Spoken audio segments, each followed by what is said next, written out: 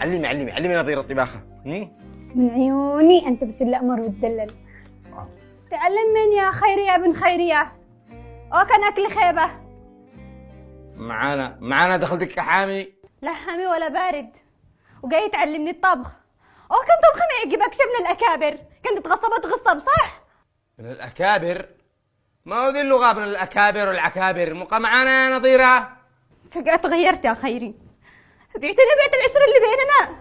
نظيرة مالك؟ رجعت لطولة اللسان، اعقلي. اعقل أنت يا صاحب المبادئ والقيم، يا صاحب الشعارات الرنانة، يلي اغتشتوا بك وزوقتوك بسبب الشعارات هذه. قلت ما دام في واحد حامل القيم والمبادئ هذه مستحيل أبيعك يا نظيرة.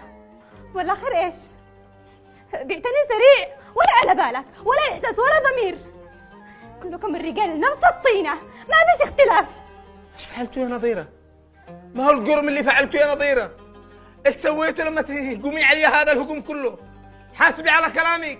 أحاسب على كلامي ولا تحاسب على كلامك أنت يلي ما تتجملش نسيت كل معروف اللي عملته معاك. حتى الشوالي اللي بيدي هذا انت جبت ليهم هدية لما قابلك المعاش للمدير حقك، وقالوا شوفوهم بيدي من لما روحت البيت هذا واللي داخل نار يحترق. الشوالي هذا ما انت اديتيهم الموفق بين خالتك برضائك عشان يتزوج، ودبستوني انت وبين خالتك بالزواجه وانا ماليش ذنب. ولا انت حاسبيني تعاقبيني تكلمي عليا؟ انا ايش ذنبي؟ وليش تعاقبيني على ذنب ما ارتكبتوش؟ وانا ايش ذنبي؟ تقاسمني مرة على حياتي وبيتي وزوجي وتشتنش زعل. وهي ايش ذنبي؟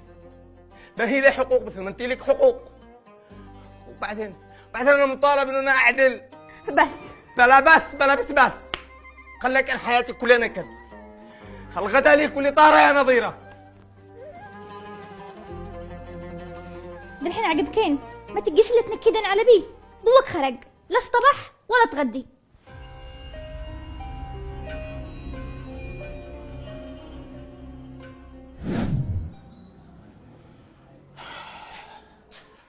السلام عليكم. وعليكم السلام ورحمة الله وبركاته. جلس يا خير تغدي جلس. غداء؟ ايه غداء جلس. والله انه انا جائع. بسم الله. بسم الله الرحمن الرحيم. تسلم. تفضل. ما هو ذا تونة؟ تونة؟ كان معي تونة، قلت استحسن غداء واخرته رجعنا للتونة. حسون باقي غداء؟ هكذا على طول لا إحم ولا دستور، هبطك مثل الذباني. خيري ومعك هنا